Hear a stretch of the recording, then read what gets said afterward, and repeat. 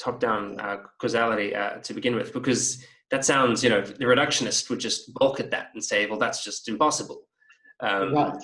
But we have observed that this could indeed be the case, and well, it could be possible that information architecture and flows can actually result in downstream or down the chain causal patterns or influences. Yes. So you're right, and we touched on this earlier. The reductionist position is that we will answer everything by looking at the molecules down at that sort of level. And I cited the Human Genome Project as this sort of false hope that somehow we would understand everything about human beings by sequencing their genomes. We have to look at the system as a whole. An organism is, organism, organic, organization, all these terms really go together. So then the question is, if we're trying to describe, what happens, how do we unpick that causal chain? Now, in physics, you might say, well, this atom collides with that atom and it moves off over there. And it's very clear these are sort of local causes down at the atomic level, and all that's very well described. And then if you go to some higher level, like a gas, I was talking about gases in boxes, then you forget about the individual molecules, unless you're Maxwell's demon, and you just look at the overall averaged out state of affairs and so on. And these are completely different conceptual levels. A gas and an atom are separate things, and there are laws that describe both, and those are supposed to be consistent with each other, but we don't get those levels tangled together very often.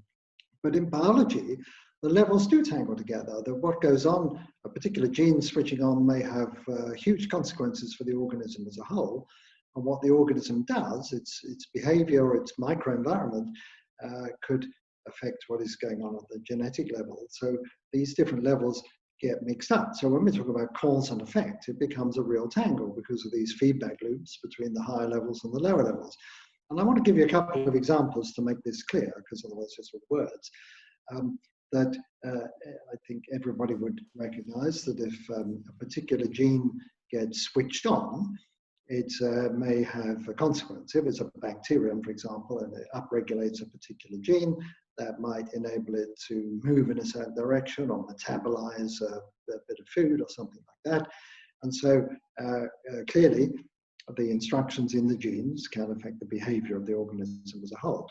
But this works two ways. And there's some dramatic examples that physical forces acting on cells globally, on the cell overall, can affect gene expression. And there's a wonderful example from my university, at Arizona State University and our Institute of Biodesign. A scientist named Cheryl Nickerson sends bacteria to the space station to see how they get on in orbit.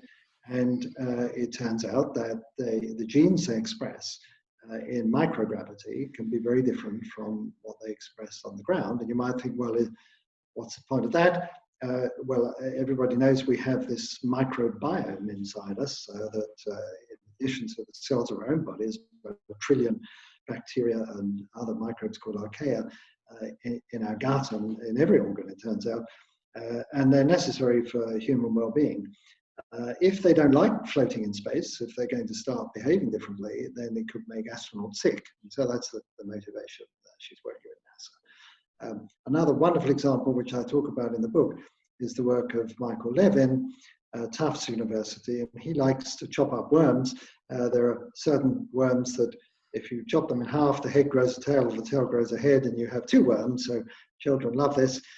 You can chop them into many different bits, actually, and they remember which bit was facing forward and which bit was facing backwards. And he's discovered there's an electrical story that gives them that orientation information. And by mucking around with the electrical story, he can induce them to grow two heads or two tails. And then what he finds is that if you chop up a two-headed worm, it makes two-headed worms, and the same with two tailworms. You get two tailworms. So this so-called epigenetic information, this morphological pattern, that looks like different species. They have identical DNA, but this information is being propagated from one generation to the next. And so he found that if you send the middles of chopped up worms to the space station, about 15% of them came back with 2 heads. So again, the gene expression seems to depend on the physical environment. You see a much simpler example, I mean these dramatic and entertaining examples, much simpler example is if you grow cells in a Petri dish, they will, if you do it carefully, they will grow until they reach the edge of the dish and then they stop. It's often called contact inhibition. When the cells get too crowded together, they stop growing. They think, oh, there's not enough space, we stop. Cancer cells switch that off, by the way, which is part of their ability to grow in this uncontrolled manner. So what you're saying is that the physical forces acting on the cells affect their gene expression.